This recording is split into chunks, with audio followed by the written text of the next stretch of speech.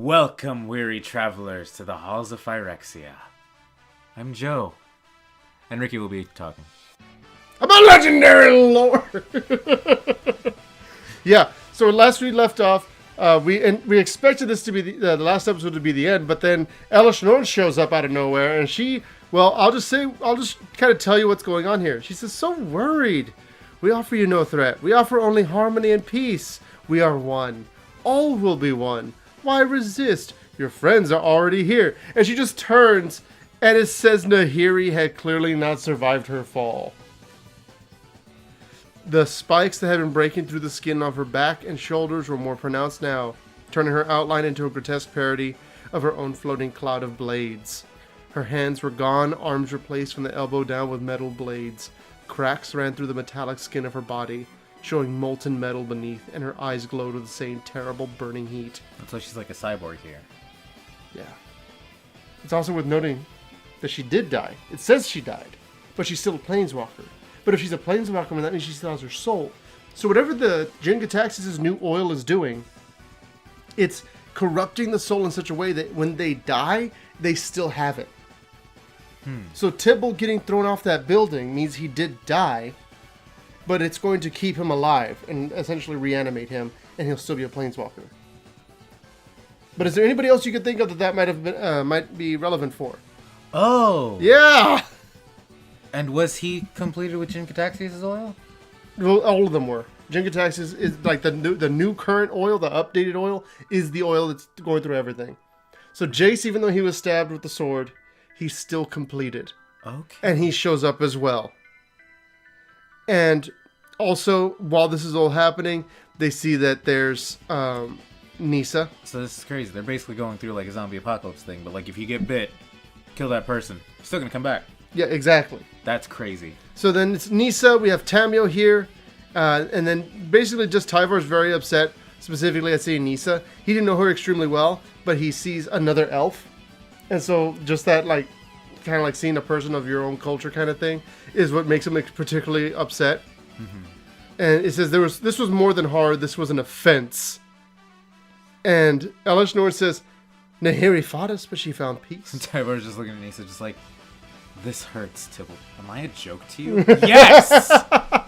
I demolished you! Have you seen your first card?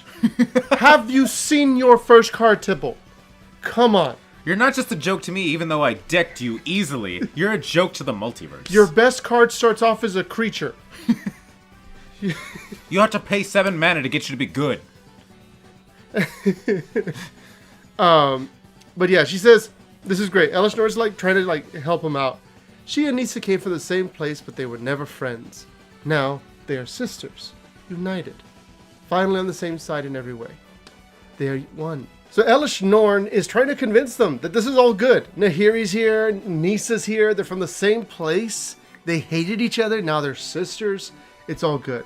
Yes. So all you have to do is yield, and it's all going to be fine. How do they respond? She and Nissa came from the same place, but they were never friends. Now they are sisters united, finally on the same side in every way. They are one. You too can be one.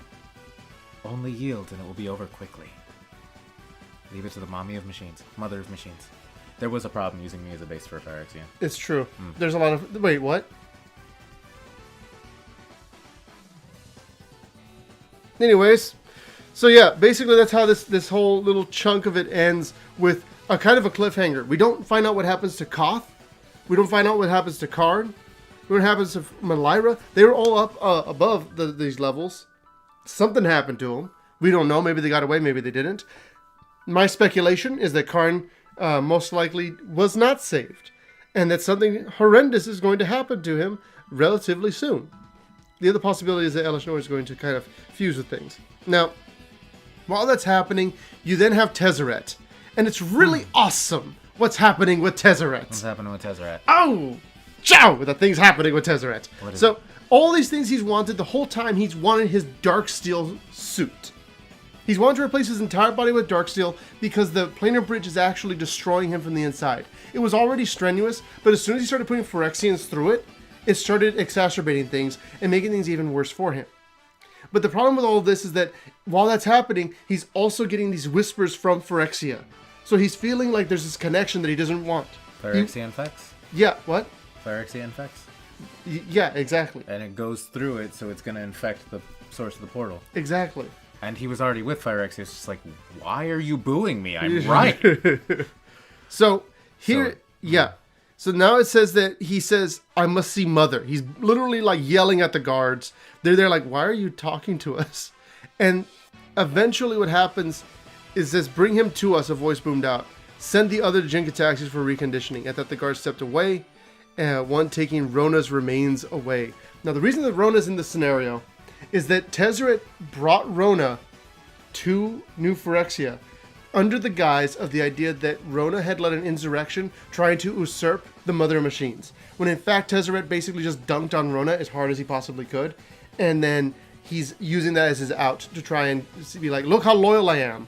I saved your entire Dominarian group. Give me my Darksteel now. He's scapegoating Rona. Yes.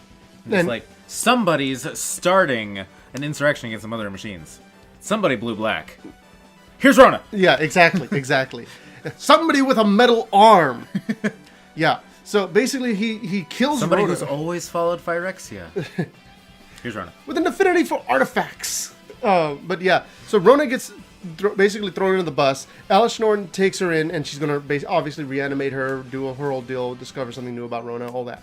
But Tezzeret gets sent to Jinka Taxius, to the surgical bays. He's going to finally get his whole deal.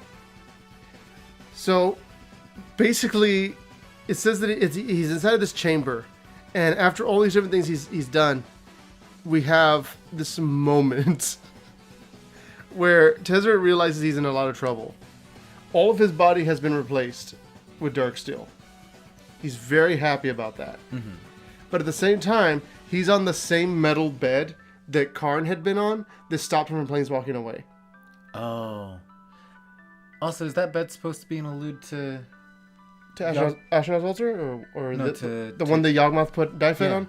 I believe it's meant to be like a spiritual successor, because the main way that Yawgmoth was able to keep Dyfed contained was that he had basically a knife in her brain that was constantly scrambling it so that she couldn't focus. I'm just like, well, let's cut out the middleman. Let's just make the bed do it. Yeah. Okay. And so it says that... Well, love those alludes to the originals. So it says stabilization procedures have been successful. Subject is regaining consciousness. Oh, snap. So Jinka Taxis is like taking notes on all these things with Tezzeret there. And he is not happy. It says a metallic suit routinely... he sees that inside like the different stasis tanks that there's a variety of people kept inside of them. And Tezzeret goes, how long have I been asleep? He goes, long enough to prepare for the task delegated to me. It's like, okay, embarking upon projects on short notice is imprudent. And at such a sensitive time, Elesh Norn's discretion is several percentiles less than acceptable. No matter how good this is, it's always scary hearing Jinka Taxius' voice. Yeah, because he just like... he's just like... he has no sense of like decorum. He has no sense of like humor. It's just all about the numbers. He's all about the data. Like, I know Norn's the Mother Machines, but like, he's what I imagine a Praetor should look like. Yeah, and here's the thing. It's like a big Phyrexian, big metal guy. Yes. And so it says that Tezzeret is now there, and he has clarity that he's in this moment. And then Jinka Tax continues, there are costs to working with Darksteel. Once the metal has been forged, it must be shaped into its desired configuration immediately. The haste with which this is done inevitably requires lax standards in other areas. Urubras condone such waste, but I do not. And Tedder's like, cool. Can I get up? Actually sound like Striker here. Yeah. Could you explain that a little bit? Striker is who I'm referring to, who put the metal in Wolverine. He actually has a line in X2, the movie, and in the comics, when he's confronted, he's showing like the liquid adamantium.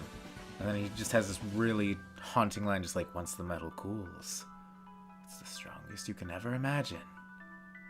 It's really cool, and it's what Jin Kataxi is doing right here with Darksteel. It's very similar. It's basically the same thing happening. Adamantium, Darksteel. Yeah, and the thing is, notice how it's Darksteel and not Blightsteel. Mm-hmm. So that's an important part here. Because then Jin Kataxius, and also Tezzeret, the reason he's gone through all this, he admits he's been trying to figure out how to use Darksteel this whole time, but he doesn't know how to recreate it. And he also can't shape it himself. because it's Some artificer. Yeah, and he actually hates the fact that he doesn't know how to do it. Yeah, he needs to be completed. So one of the ways that Genkataxis did this, though, was that he actually mixed the Ethereum in Tezzeret's body with the Darksteel. That's kind of cool. Yeah, so by doing it like this, the Ethereum basically makes it to where Tezzeret can at least move it a little bit better. So it's not pure Darksteel. But imagine, again, the Wolverine analogy, if the bones of it were made of the Ethereum and then everything else around it was Darksteel. So it's like an Ethereum frame, but Darksteel is what it's actually made of. And that's when he's basically saying that it was a special bonding force to help stabilize his form. The problem with that is that before Tezzeret could basically just turn his hand into like a sword if he felt like it. He could do whatever he wanted with his hands. But now they're just limbs. Now they're just going to be normal limbs because he's going to be Darksteel. But the thing is, obviously the Phyrexians don't want him to be Darksteel. They want him to be Blightsteel. And so... So why didn't Gitaxias do Blightsteel? It's about to say that right here. So he's telling about the Ethereum. He says, this will maintain weakness in an otherwise impregnable form, but adequate precautions can mitigate the danger to yourself. And he says, now, commence with the procedure. And so this orb comes down. It descends on the Tezzeret, and there's a ring of pincers closing around his neck. And as the orb begins to go, it starts putting microfilaments into his skin. And it says that each one feels like a dagger stroke. Surgical needles embedded in his seat did the same, knitting a weave of Ethereum strands around his spinal column. And so it's still technically all happening, and it's extremely painful. And while it's taking place, he thinks of an island of metal, which is huge, because the Test of Metal book. Hold on.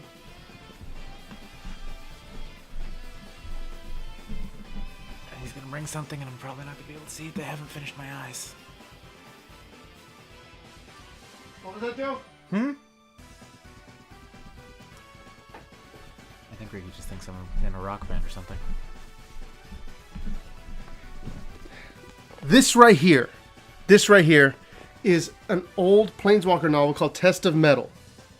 It was a really fun book, but none of it was canon. Basically, all of the canon got thrown out almost immediately. Mm-hmm. In it, you meet Corona. I think it got forsaken, you may say. Yeah. But yeah, basically it's focused on Tezzeret and how when Nicol Bolas starts to take control of him.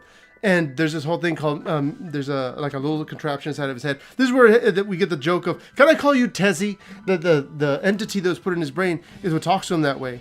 And so, essentially what we see in this story is the place called the Island of Metal. And Tezzeret has an ability called clockworking where he has time travel effects, and there's a whole bunch of weird stuff in it. But here, it talks about how it was essentially a fever dream that he had.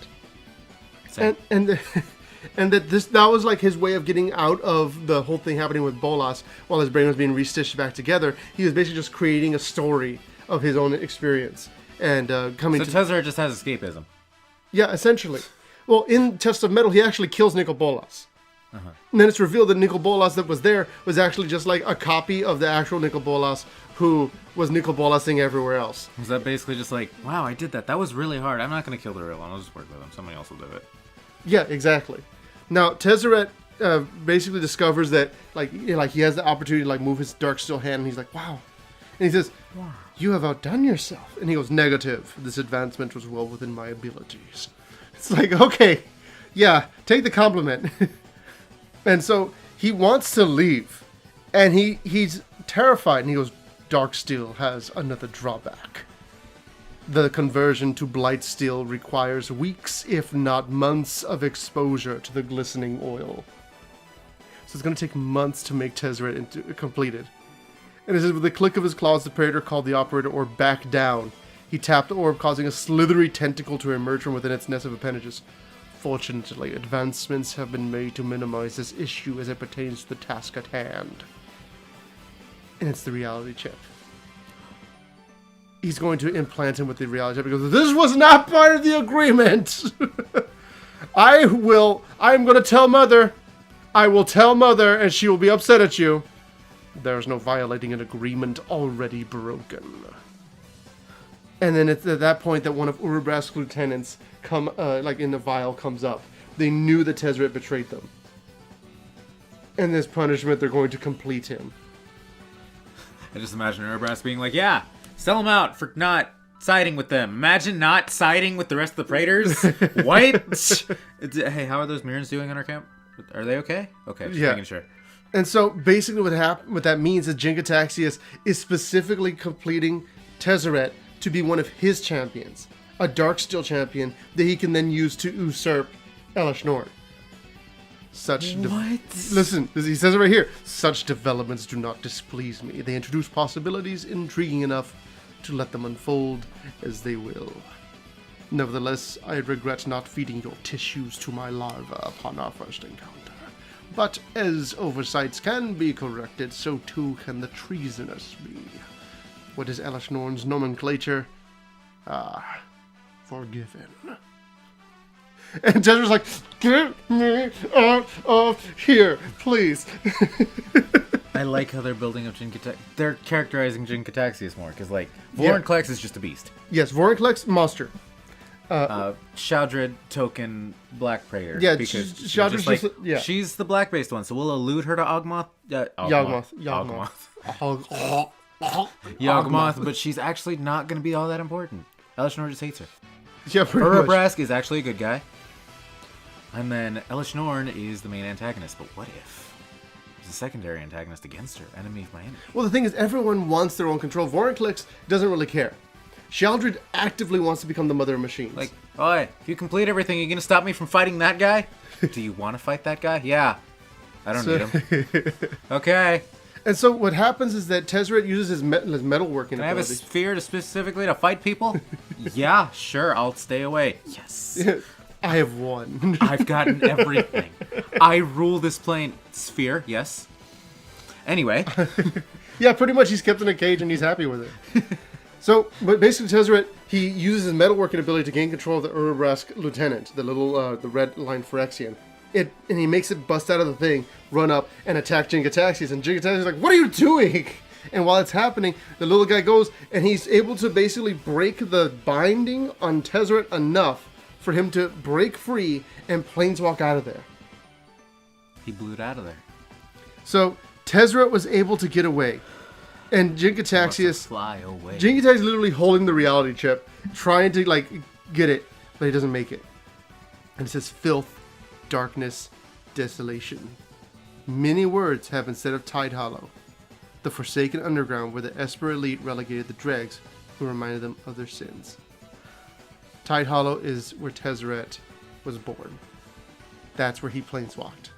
And that's what we're going to talk about in the next episode. Oh my gosh. Thank you guys so much for watching. We're going to go ahead and catch you guys next time with the Tezzeret side story, which wasn't supposed to be this cool. Yeah, it's super awesome. I love it. Leave a like if you like the video and subscribe. We have all the lore coming at you. You want lore? We got it. You want anything else? Kind of twisting our ankle. Yeah, we'll try.